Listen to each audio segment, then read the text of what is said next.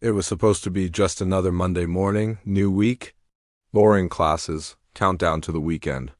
But in room 207, the substitute teacher wasn't just new. He wasn't even supposed to be there. 3 students had already gone missing. And the man with the lesson plan had other things in mind. Westfield High was already on edge. 3 students had disappeared in the past month. Whispers about a white van, an abandoned mall. The police had increased patrols, and the school introduced lockdown drills every week. So when Mr. Keller, our usual history teacher, called out sick, no one questioned the man who walked in. He said his name was Mr. Rowan. He smiled too much. His sleeve rode up as he wrote, revealing a dark red stain. One that looked a lot like blood. Then the alarm went off. But it wasn't a drill tone. It was the real one. The one they told us meant danger. He didn't lock the door. He didn't turn off the lights. Instead, he watched the cops outside through the blinds and smiled. Then he said something that made my blood freeze. "No phones, Hannah. I know you're a good girl." My phone vibrated against my leg. I wanted to grab it. I needed to, but Mr. Rowan was already walking toward me. "Hey, Hannah, sweetie," he purred, leaning in close. "Why don't you go put your phone away?" But I didn't listen.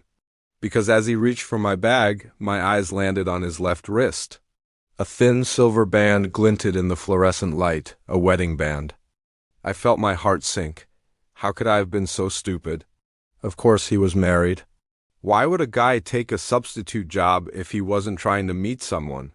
But it was too late for that now. I couldn't help myself. I lunged for his wrist, trying to pry the ring off, trying to find an answer, anything to explain why he was here, why he knew about my phone, why he said my name. But he was ready for me. With a sharp tug, he yanked his arm back, stepping away, giving me a look that was pure ice. "Don't touch me, Hannah." That's when Miss Riley knocked on the door. "They're evacuating the East Wing," she said. They found something, but Mr. Rowan was already on the phone. Yes, he said. His voice was low, urgent. "All present. Yes, ma'am, I understand. Right away." He hung up and turned back to the class. "Stay seated. Stay quiet." "You did nothing wrong," he said, though his eyes were wild. "Just stay seated," calm as ever. Then he turned to me. "You moved," he said. His voice was dangerously quiet. "No one's supposed to move during lockdown." And that's when he pressed the knife to my neck. My blood ran cold. This wasn't the substitute teacher we thought we had. He wasn't here to teach. He was here to hunt. But before he could do anything, Tyler moved.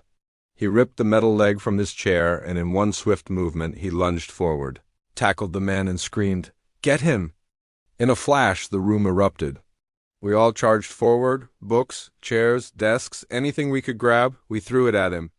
At first, he seemed surprised by Tyler's outburst, but quickly recovered. With a snarl, he lunged for Tyler, knocking him to the ground. But before he could reach for his knife again, the door burst open. It was the cops. "Freeze!" they yelled. "Get on the ground." They pulled him off Tyler and roughly yanked him to his feet. As they pulled him past me, he leaned in close and whispered something I'll never forget. "You disappoint me, Hannah. I know where you sit. What do you smell like when you're afraid?"